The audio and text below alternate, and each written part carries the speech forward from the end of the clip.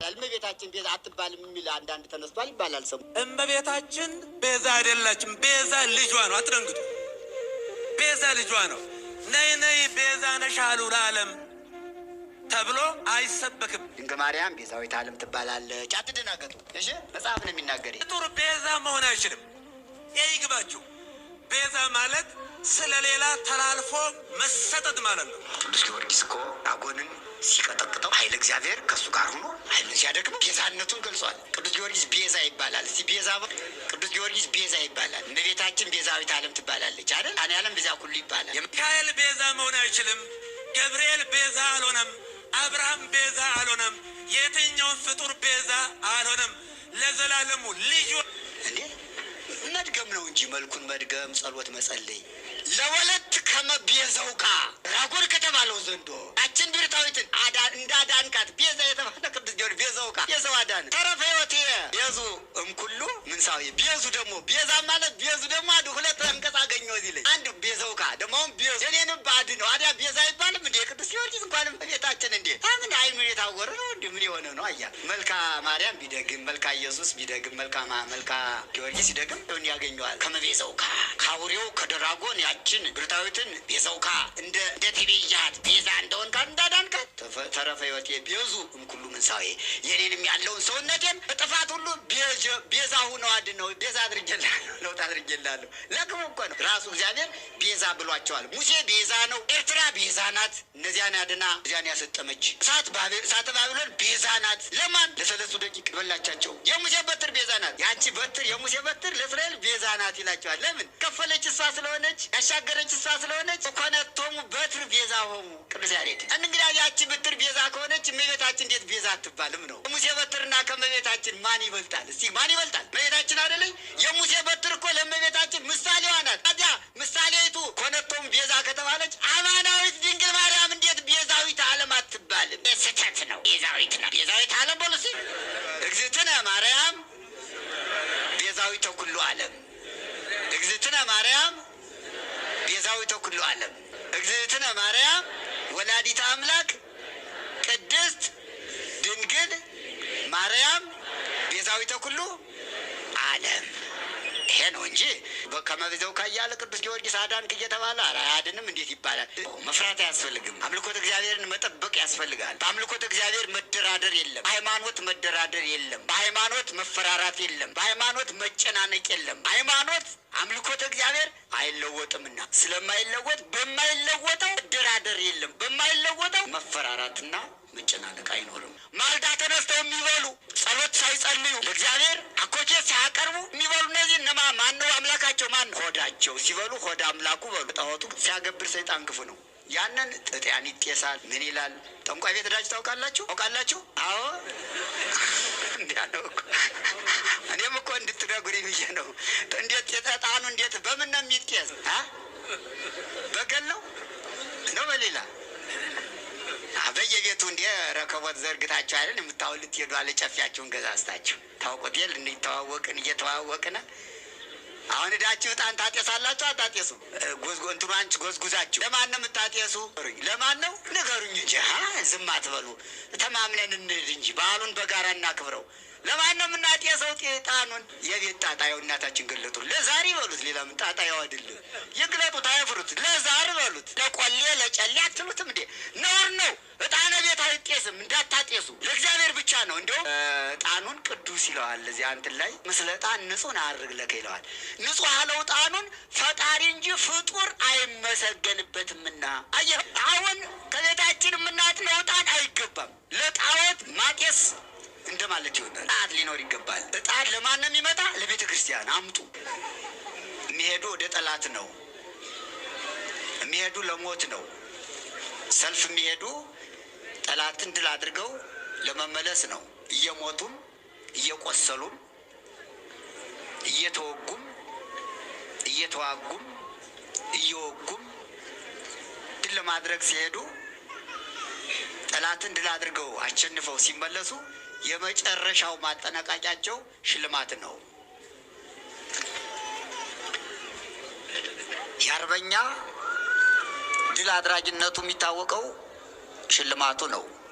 ስለዚህ ቅዱስ ጊዮርጊስ አላውያን ነገስታት፣ አላውያን መኳንንት፣ መናፍቃንን፣ አለማውያንን ተዋግቶ አጋንንትን ድል አድርጎ ዛሬ ድሉን አጠናቆ ሰማዕትነቱን በሰይፍ ጨርሶ ከፈጣሪው 7 አክሊል የተቀበለበት ስለሆነ እንኳን ለዚህ በዓል በሰላም አደረሰን አደረሳችሁ። ታማኝ አርበኛ፣ ታማኝነቱ ለእግዚአብሔር ብቻ ነው፣ ለሌላ አይደለም። የእግዚአብሔር ታማኝ አርበኛ፣ ለእግዚአብሔር ታማኝ ወታደር፣ ትጥቁ ያልተፈታ፣ ልቡ ያላመነታ፣ በየሄደበት ኃይል አድርጎ የሚመለስ፣ ልቡ የማይጨነቅ አጋንንትን የሚያስጨንቅ አርበኛ ነው። እዚህ ተሰብስበን በዓሉን ስናከብር ጽላቱን ከፊታችን ላይ አቁመን ትናንት ከዋዜማው ጀምሮ ሊቃውንቱ ቃለ እግዚአብሔሩን መላ ሌሊቱን ሲያመሰግኑ አድረው አሁንም በመስጋና ላይ ያሉ ምእመናን እናንተም መታችሁ ያስቀደሳችሁ ሁሉ እዚህ ላይ ቁሞ የምናየው ይህ ጽላት አርበኛ ነው። ስገዱ፣ ስገዱለት፣ ለጽላቱ አመስግኑት። ቀላል አይደለም። አዎ ሐራዊ ምእመን መዋየ ሰይጣን ያለውም ለዚህ ነው የተባለው። ታማኝ አርበኛ ሰይጣንን ድል አድርጎ አሸንፎ የተመለሰ ስለሆነ ለዚህ አርበኛ ክብር አለው። በዓሉ የክብር በዓል ነው። ኮከበ ክብር ገባሬ ተአምር ይለዋል። የክብር ኮከብ ተአምር አድራጊ ጊዮርጊስ ኃያል መስተጋድል፣ ጊዮርጊስ አርበኛ፣ ኃያል አርበኛ፣ ተጋዳይ አርበኛ ይለዋል። ስለዚህ የሁላችንም ልብ በመንፈሳዊ ድል ይሞላል። በዚህ ሰዓት አሁን ምናልባት ያዘነ ካለ ልቡ ነቃ ይበል። ጊዮርጊስን አስቡት። የድል በዓል ነው ስንል ድሉ ለማን ነው? ለቤተ ክርስቲያን ነው። ድሉ ለማን ነው? ለሃይማኖት ነው። ለኦርቶዶክስ ተዋሕዶ ሃይማኖት ነው። ድሉ የማን ነው? ለምእመናን ነው። የቅዱስ ጊዮርጊስ ድል አድራጊነቱ ለራሱ አይደለም፣ ለዓለም በጠቅላላ ድል ያደረገ ሰማዕት ስለሆነ ልባችን ይህን በዓል ስናከብር ከቅዱስ ጊዮርጊስ ኃያልነት፣ ከቅዱስ ጊዮርጊስ ተጋድሎ፣ ከቅዱስ ጊዮርጊስ ፈጣንነት፣ ፍጡነ ረድኤት ልባችን ከእሱ ጋር አብሮ ይተሳሰራል። የፍቅር በዓል ነው። ሰማዕታት ጋር እንዛመዳለን በገድል። ሰማዕታት ገድላቸው የሕይወት ታሪካቸው ስለሆነ የሕይወት ታሪካቸው ሲነበብ ክርስቲያኖች የሰማዕታትን ገድል ሲሰሙ ልባቸው እነሱን ያስባል፣ ወደ እነሱ ይገሰግሳል፣ ይሄዳል። እግርም እጅም ይገሰግሳል ገድሉ ሲነበብ። ገድሉ ሰፊ ስለሆነ አሁን አይነበብም። መነሻው ምንድን ነው? የትምህርቱ ርዕስ መነሻ ያስፈልገዋል። ትምህርት ያለ ርዕስ አይሰጥም። ጊዮርጊስን 7 ዓመት ቅዱስ ጊዮርጊስን 7 ዓመት እንዲጋደል ያደረገው 3 ጊዜ ሞቷል፣ ተነስቷል። ትንሣኤውን ሰብኳል። የክርስቶስ ትንሣኤ ይሰበክለታል። 3 ጊዜ ሞቶ 3 ጊዜ ተነስቷል በ7 ዓመቱ ውስጥ። ይሄ ትንሣኤ ይባላል። የታምር ትንሣኤ የቅዱስ ጊዮርጊስ ከታምራቱ አንዱ 3 ጊዜ መነሳቱ ነው። ሙቶ መነሳት 3 ጊዜ ሙቶ ተነስቷል። እንዲህ ያለ አርበኛ አለ እንዴ? ተነስቶ ከሞተ በኋላ ተነስቶ የተዋጋ አርበኛ ሰምታችሁ ታውቃላችሁ? ብዙ አርበኞች አሉ በዓለም። ከሞቱ ሙተዋል፣ አብቅተዋል፣ ተቀብረዋል። ጊዮርጊስ ግን ሞተ፣ ተነሳ፣ መልሶ ደግሞ ወደ ገድሉ ነው የሄደ። በቃኝ አላለም፣ አልሰለችም። አሁንም ሞተ፣ ተነሳ፣ ወደ ገድሉ ሄደ። በቃኝ አላለም። አሁንም ሞተ፣ ተነሳ 3 ጊዜ። ማንም ያስነሳው? ማንም ያስነሳው? አነ ትንሣኤ ወሕይወት ያለው መድኃኔዓለም ክርስቶስ። እኔ ትንሣኤና ምንድን ነኝ አለ? ሕይወት ነኝ ብሏል መድኃኔዓለም ክርስቶስ በዮሐንስ ወንጌል ምዕራፍ 11 ሲያስተምር እኔ ትንሣኤና ሕይወት ነኝ ብሎ ለአልዓዛር እህት ለማርታ እኔ ትንሣኤ ነኝ ብሎ አልዓዛርን አስነሳላት። ያ አምላክ ነው። አልዓዛርን በ4ኛው ቀን ያስነሳው አምላክ ቅዱስ ጊዮርጊስን አስነስቶታል። ማመን ይገባል። አንዳንድ ሰዎች ቅዱስ ጊዮርጊስ 3 ጊዜ ሙቶ 3 ጊዜ ተነስቷል ሲባል እንዴት ሊሆን ይችላል ይላሉ። መጽሐፍ ቅዱስ ማንበብ ነዋ። ቅድም ያልኩትን ዮሐንስ ወንጌል ምዕራፍ 11 ሂዶ ማንበብ ነው። አልዓዛርን መድኃኔ ዓለም ክርስቶስ ተነስ ብሎ ከመቃብር አስነሳው። ጊዮርጊስን ያስነሳው እሱ ነው፣ ኢየሱስ ክርስቶስ ነው፣ ሌላ አይደለም። መጽሐፍ ቅዱስ እናንብብ ሁላችን። አልዓዛርን እንዳስነሳ ጊዮርጊስን ማስነሳ ነው። የአልዓዛርና የጊዮርጊስ ልዩነቱ አልዓዛር 1 ጊዜ ነው የሞተ፣ የተነሳም 1 ጊዜ ነው። ቅዱስ ጊዮርጊስ ግን የሞተ 3 ጊዜ ነው፣ የተነሳም ስንት ጊዜ ነው? 3 ጊዜ። የዚህ ልዩነት አለ። ቅዱስ ጊዮርጊስ ይበልጠዋል በትንሣኤ አልዓዛርን። አዎ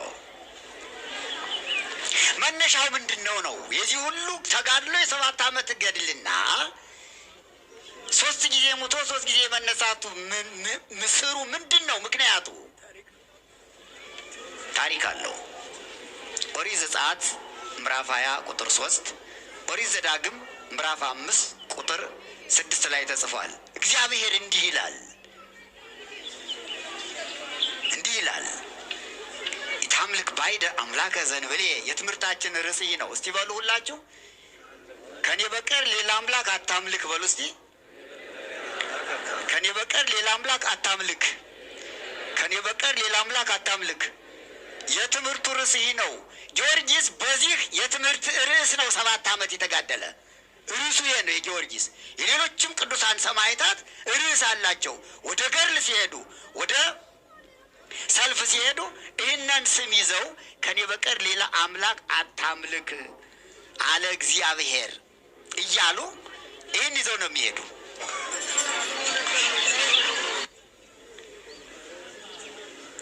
ኦሪት ዘጸአት ምዕራፍ 20 ቁጥር 3 እያለው ይህ በሰማይ በላይሉ በሰማይ ባለው ሁሉ እንዳታመልክ ከኔ በቀር አንድ እግዚአብሔር እኔ ብቻ ነኝ አምላክ አለ እግዚአብሔር። ይሄ እግዚአብሔር ቃል ነው። የእግዚአብሔር ስብከት ነው። እግዚአብሔር የሰበከው ስብከት ስለ አምላክነቱ፣ እግዚአብሔር ስለ አምላክነቱ ሰብኳል፣ አስተምሯል። ምን ብሎ ሰበከ? ኢታምልክ ባይደ አምላከ ዘንበሌ፣ ከኔ በቀር ሌላ አምላክ አታምልክ። ይሄ የእግዚአብሔር ስብከት ነው። ለአምልኮቱ የሰበከው ስብከት ነው። እግዚአብሔር ከኔ በቀር ሌላ አምላክ የለም ብሎ በቃሉ ሲናገር፣ እውነትም ከሱ በቀር ሌላ አምላክ እንደሌለ ሌላ ምስክር ያስፈልጋል አያስፈልግም? ማን ነው ምስክሩ? እግዚአብሔር ራሱ ሰማዕት ይባላል። ቅዱስ ጊዮርጊስ ሰማዕት ነው። እግዚአብሔርም ለራሱ ሰማዕት ነው። ከኔ በቀር ሌላ አምላክ የለም ብሎ መሰከረ። ይህ ሰማዕትነቱ ነው። የእግዚአብሔር ለአምልኮቱ የመሰከረው ምስክርነት ነው። በሐዋርያት ሥራ ምዕራፍ 14 ላይ ወንዘ ያድግ ርሶ ዘእንበለ ሰማዕት ብሎ ጽፏል። ቅዱስ ጳውሎስ አስተምሯል። እግዚአብሔር ራሱን ያለ ምስክር አልተወም። እግዚአብሔር ራሱን ያለ ምስክር የተወበት ጊዜ የለም። እሱም ምስክር ነው። ሌሎችንም ምስክሮች እግዚአብሔር አስቀምጧል ይላል። ምስክሮች ለአምልኮቱ እሱ መሰከረ። ማን ነበረ? እንዲህ ብሎ እግዚአብሔር በሰማይ ፀሐይ፣ ጨረቃ፣ ከዋክብት ስላሉ እነሱን አታምልክ ነው። በምድር ይላል በምድር በታየቱ በምድር ያሉትንም አታምልካቸው። ዛፍ አለ፣ እባብ፣ ዘንዶ፣ አውሬ፣ አንበሳ፣ ነብር ወዘተርፈ ብዙ በምድር እንስሳት አራዊት ስላሉ እነሱንም እንዳታመልክ ነው። ከምድር በታች ከባህር ውስጥ እናዘዋሉ እነ ጉማሬ ያሉ እነሱንም እንዳታመልክ ነው። ምስል መስለህ እንጨት ቀርጸህ ደንጃ አለዝበህ እንዳታመልክ ነው። ማን ነው አምላክ? ማን ብቻ ነው አምላክ? መናን አምላክ ማን ነው? እግዚአብሔር አምላክ፣ ሌላ የለም። ዳዊት ከዚያ አያይዞ አልቦ አምላክ ዘእንበለ አምላክን አለ። ከፈጣሪያችን ከእግዚአብሔር በቀር ሌላ አምላክ የለም አለ ዳዊት ሲመሰክር። የማንን ቃል ይዞ? የእግዚአብሔርን ቃል ይዞ።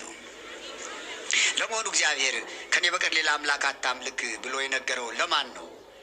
ለማን ነው? ለነቢዩ ለሙሴ፣ ለሊቀ ነቢያት ሙሴ።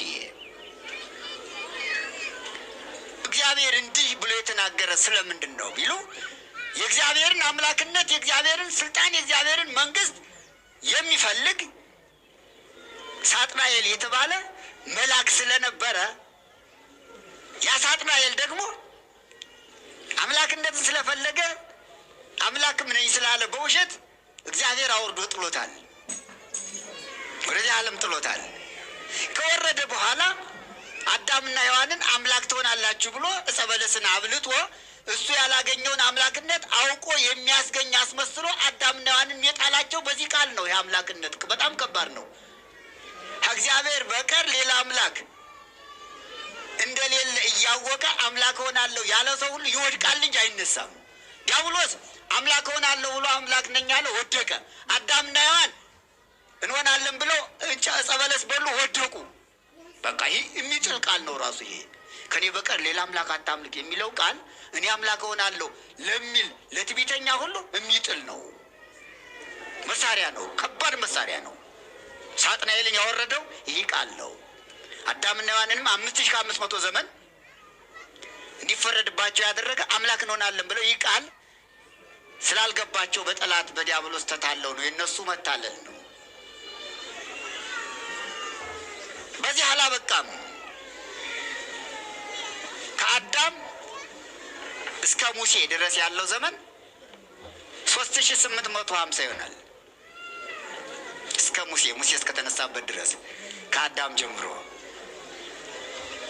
በዚህ ዘመን ሳጥናኤል ሰዎችን እያታለለ በውሸት በመታት በስኒ በቡና ቁርስ በእሳት ፏፏቴ እሳቱ ፉፉፉ ሲል የሚያመልክ የለም። በስኒ ቡና ሲኩረፈረፍ ዛሬ እንጀራ ሳንቲም አገኛለሁ ትላላችሁ አትሉ? እያስመሰለ ራሱ እያሳመመ ራሱ እንደገና ደግሞ እያዳነ በምታት ማለት ነው። እኔ አምላክ ነኝ ለማለት ያለው ውሸት ተውት። በቃ አለ፣ አሁንም አለ፣ በየቦታው አይጠፋም። አልፎ አልፎ አለ ጉዛጉዙ፣ በየቤቱ ብዙ ጉዛጉዝ አለ። አሁን ይህን ስንድዱ ምናምኑ አለ አይደለ? በውጭ ጭሌው ምናምኑ ቆሌው የተዝለከለከው በዚያ እያደረ አምልኩኝ እያለ አሕዛብን አረማውያንን ልባቸውን እያሳሳተ እስከ ሙሴ ድረስ ቆየ በሕገ ልቡና። አሁን እግዚአብሔርን የሚያመልኩ እስራኤል ነበሩ። ወደ እነሱ መጣ። ደግሞ መጨረሻ ላይ ሰይጣን ይገርማቸዋል። ሌላውን እጅ ካደረገ በኋላ እግዚአብሔርን ወደሚያመልኩ ሰዎች ይመጣል። አስቸጋሪ ነው፣ ከባድ ነው። ጥንቃቄ ከሌለ በጸሎት ካልተጠበቀ ከባድ ነው። ካህናትንም ይፈትናል። አሮንን ፈትኖታል። የሚገርመው ነገር እስራኤልን በልባቸው አድሮ ምን አደረጋቸው? የጥጃ ምስል፣ 2 የጥጃ ምስል አቁመው አምላክ ነው ብለው እንዲሰግዱ አድርጓቸዋል እኮ። የአብርሃም ልጆች ናቸው እኮ፣ የይስሐቅ ልጆች ናቸው፣ የያዕቆብ ልጆች ናቸው። አባቶቻቸው እግዚአብሔር እንደሚያመልኩ አምላክ አብርሃም፣ አምላክ ይስሐቅ፣ አምላክ ያዕቆብ፣ የአብርሃም የይስሐቅ የያዕቆብ የአባቶቻቸው አምላክ እኔ እግዚአብሔር ነኝ እያለ ሰይጣን በጎን መጥቶ ይህንን አምላክ ተውትና የጥጃ ምስል ሰርታችሁ ወርቅ አቁማችሁ ለእሱ ስገዱ አላቸው። ዘመን ሲከፋ ከባድ ነው። አያድርስ ነው። እግዚአብሔር ይጠብቅ፣ ሁላችንም ይጠብቀን። ሙሴ ወደ ደብረ ሲና ተጠርቶ እግዚአብሔር ዘንድ ሄደ። ኢታምልክ የለይ እንደተጻፈ ለመድረስ ነው። እግዚአብሔር ወደ ደብረ ሲና ወስዶ 40 ቀን አስቀመጠው። ሊቀ ካህናቱ አሮን እዚያ ነበረ። ሕዝቡ ሂደው ጣዖት ስራልን አሉት። ካህንም ይፈተናል። ከባድ ነው። ካህንም ይፈተናል። ራሱን ካልጠበቀ ሕዝብ ይፈትናል። ከሕዝብ የሚመጣ ጥያቄ ከባድ ነው። ፍርሃት፣ ጭንቀት ራስን ይጥላል፣ ያዋርዳል። አሮን ሙሴ አልመጣም። ጣዖት ስራልን፣ አምላክ ስራልን አሉት። እንዴ እግዚአብሔር አምላክ እያለ እንዴ ሌላ አምላክ እሰራለሁ አለ ለጊዜው። ኋላ ግን ስራልን ሲሉት ፈራቸው ይላል። ሕዝቡን ፈራቸው፣ አመነታ። አይሆንም ብላቸው በደንጃ ቀጥቅጠው በሳት አቃጥለው ይገሉኛል ስሙ። ይሁን ብላቸው ደግሞ እግዚአብሔር እኔ አምላክ ቀናተኛ ነኝ ከእኔ በቀር ሌላ አምላክ የለም ብሎ ተናግሯልና የእሱን አምልኮት ብለውጥ ደግሞ አለ እግዚአብሔር ይጣላኛል። ጠብ ፈራ። 2 ጠብ ፈራ። አንዱ ጠብ ከእግዚአብሔር፣ 2ቱ ጠብ ከሕዝብ። 2ኛው ጠብ አያቸው። 2 ጠብ። አምልኩ ብል እግዚአብሔር ይጣላኛል፣ አታምልኩ ብል ሕዝቡ ይጣሉኛል። ከባድ ነው። በጣም አጣብቂኝ ውስጥ ገባ አሮን። ካህኑ አሮን ማንን ይደግፍ ይሆን? እግዚአብሔርን ወይስ ሕዝቡን? ማንን ይደግፍ ይሻላል? መናን ማንን ይደግፍ? ህዝቡን ወይስ እግዚአብሔርን? እግዚአብሔርን ነዋ። ምክንያቱም እግዚአብሔር አምላክ ነው፣ ህዝቡ ፍጡር ነው፣ ሟቲ ነው፣ የሚሞት ነው፣ የሚበሰብስ ነው። ሕያው እግዚአብሔር አለ። ስለፈራ ምክንያቶችን ያደረገ ወርቅ ብር አምጡ አለ። አመጡ። ያ ወርቅ ብር ከሳት ሲጣል 2 ጥጃ ሆኖ ወጣ። 2 ጥጃ፣ የምስል ጥጃ። በደብረ ኮሬብ ይለዋል። ኮሬብ ይባላል። ያ ጣዖት ያቆሙበት ተራራ ኮሬብ ይባላል። ካህን አሮን ይለዋል አባ ጊዮርጊስ።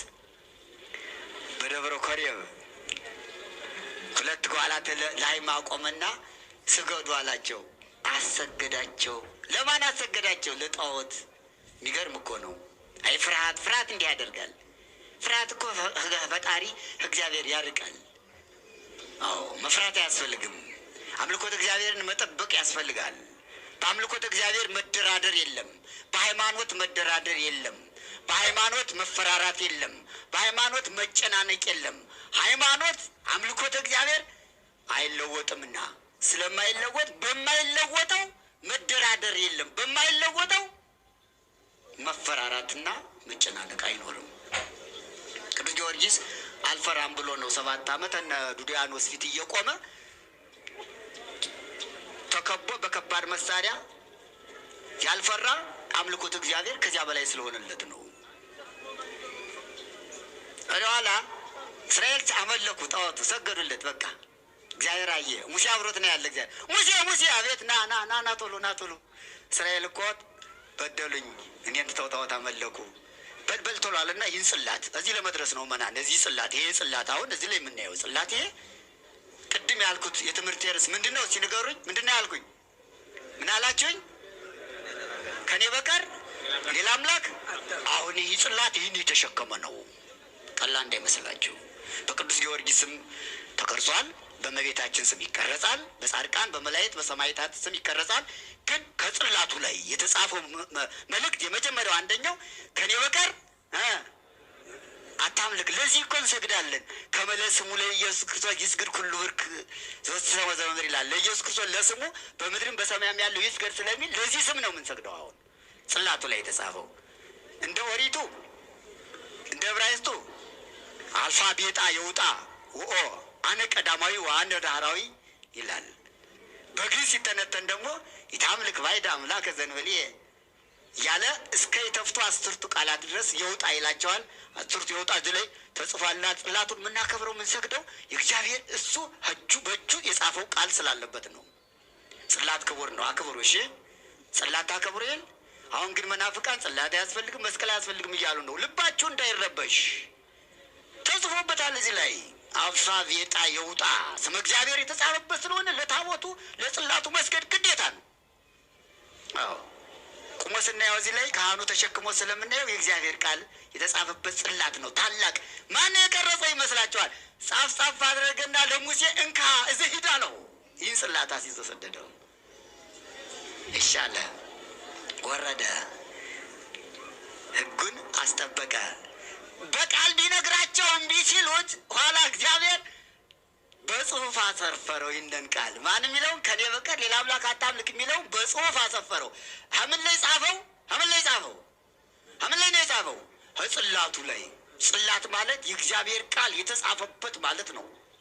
10ቱ ቃላትን ለተጽፋ ባጻቢሁ ለእግዚአብሔር 10ቱ ቃላት በእግዚአብሔር እጣቶች የተጻፉበት ነው። ይሄ ክቡር ነው።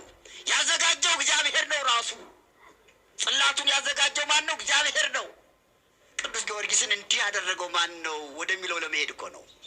ቅዱስ ጊዮርጊስን 7 ዓመት እንዲሞት ያደረገው ማን ነው? እንዲጋደል ያደረገው ማን ነው ስንል ይሄ ቃል ነው፣ ሌላ አይደለም። ይህን ቃል አላስለውጥም ነው ቅዱስ ጊዮርጊስ። ከኔ በቀር ሌላ አምላክ አታምልክ ያለውን ቃል ለውጣችሁ ለምን ነው እናንተ ሌላ ጣዖት የምታመልኩ እግዚአብሔር እያለ? ይሄ ነው ቅዱስ ጊዮርጊስ ትልቁ ሰልፉ። ይሄ ነው መነሻው፣ ይሄ ነው። ሌላ መነሻ የለውም ቅዱስ ጊዮርጊስ። መነሻው ይሄ ነው። ይህች ቃል ናት። ሌሎችንም ሰማዕታት አነሳስታ ወደ ደም፣ ወደ እሳት፣ ወደ ገድል፣ ወደ መስቀል፣ ወደ ቀኖት፣ ወደ ችንካር የሰደደቻቸው የጋበዘቻቸው ይህች ቃል ናት። ከኔ በቀር ሌላ አምላክ አታምልክ ያለው ቃል እንዴት እግዚአብሔር ከኔ በቀር ሌላ አምላክ የለም እያለ ዓለም እንዴት ሌላ አምላክ ያመልካል? እንዴት ኮከብ ያመልካል? እንዴት ጨረቃን ያመልካል? እንዴት ፀሐይን ያመልካል? እንዴት ዘንዶ ያመልካል? እንዴት ቁስ ነገር ያመልካል? እግዚአብሔር የት ሄዶ ነው? ይህ ሰማይ እንዲህ አድርጎ ዘርግቶ የያዘ እግዚአብሔር ወዴት አለ? ያስተዛዝብም እንዲህ ያስተዛዝባል እኮ። ይህ ሰማይ እንዲህ አድርጎ ዘርግቶ የያዘ እግዚአብሔር እያለ፣ እችን ምድር እንዲህ አድርጎ ዘርግቶ የያዘ እግዚአብሔር እያለ፣ ነፋሳትን እያነፈሰ አፍላጋትን እያፈሰሰ መዓልትና በሌሊትን በጋና ክረምትን እያፈራረቀ ጨለማውን በጨለማ ብርሃኑን በብርሃን እየገለጠ እችን ፀሐይ የፈጠረ አምላክ እያለ እች ፀሐይ አምላክ ናት ብሎ ማምለክ ይገባል? እስኪ ፍረዱ። እቺ ፍረዱ መናን። የሞኝነት ሞኝነት ነው ይሄ። እቺን ፀሐይ የፈጠረ እግዚአብሔር እያለ እቺ ፀሐይ አምላክ ናት። እቺን ጨረቃ የፈጠረ እያለ እቺ ጨረቃ አምላክ ናት። ይህን ኮከብ የፈጠረ እያለ ኮከብ አምላክ ነው ማለት ሞኝነት ነው ወይስ ብስለት ነው? እስቲ ንገሩኝ። ሞኝነት ነው አይደል? በዚህ ሞኝ ዓለም ገባ ቅዱስ ጊዮርጊስ። ይህን ሞኝ ዓለም አለ። ይህን ሞኝ ዓለም ሙቼም ተገድዬም ተጋድዬም ተከትፌም ተቀጥቅጬም ተፈጭቼም ይህንን ሞኝ ዓለም ከኮከብ ከፀሐይ ከጨረቃ አምላክነት አወጣዋለሁ፣ ነፃንም አወጣው። እስከ መቼ ፀሐይና ጨረቃን ከዋክብትን ሲያመልክ ይኖራል አለ። በ20 ዓመቱ ነው የወጣ ቅዱስ ጊዮርጊስ። ወጣት እያዳመጥክ ነው? ኢየሱስ ተጠቂ አትሁን እባክህ። ዛሬም ብዙ ይወደቃል። ኮከብ ማምለክ ብቻ አይደለም። ዛሬ ጫት ኮከቡ ሆኖ ጫት ካላላመጠ የማይውል ወጣት ካለ ኮከብ አምላኪ ነው፣ ሌላም አይደለም። ሱሰኛ ወጣት ካለ ቅዱስ ጊዮርጊስን መከተል የሚያስ ምንድን ነው የምናመልክ? እግዚአብሔርን አይደል የምናመልክ? ትጾማለህ፣ ትጸልያለህ። ካልጾምክ እኮ ከበላህ እኮ እግዚአብሔርን ሳይሆን የምታመልክ መብል ነው የምታመልክ ማለት ነው። ዓርብ ረቡዕን ያልጾመ ዐቢይ ጾምን ያልጾመ ካለ ማንን ነው የሚያመልክ? ሆድ አምላኩ ይለዋል ቅዱስ ጳውሎስ። ሆዱን የሚያመልክ ማልዳ ተነስቶ በጾም የሚበላ ይህ አሁንም ጣዖት እያመለከ ነው። እንዲያውም ይገርማቸዋል። ሆዱን ነው አምላክ ያደረገው። ሆዱን እለከርሶሙ አምላኮሙ።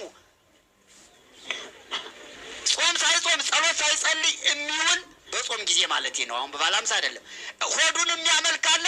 አንተ ሆድ አምላኪ ይላል መጽሐፍ ቅዱስ ጳውሎስ። እለከርሶሙ አምላኮሙ፣ ሆዳቸውን የሚያመልኩ አሉ። ማልዳ ተነስተው የሚበሉ ጸሎት ሳይጸልዩ ለእግዚአብሔር አኮቴት ሳያቀርቡ የሚበሉ እነዚህ እነማ ማን ነው? አምላካቸው ማን ነው? ሆዳቸው ሲበሉ ሆድ አምላኩ በሉ፣ ሆድ አምላኩ በሉ። የማይጾም ሰው ማን ይባላል?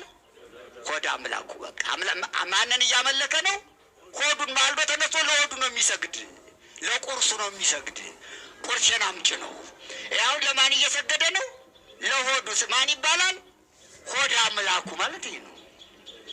ይህን ጭምር ነው ቅዱስ ጊዮርጊስ ሆድ አምላኩንም ጭምር ተው ሕግን አክብር ለማለት ነው የተጋደለ። እዚያ በኋላ ሙሴ ወረደና ጽላቱን ይዞ ወርዶ ለምን ነው የምታመልኩ አላቸው። ሰባበረው። ባጭሩ አምልኮ ጣዖትን ሰባበረው።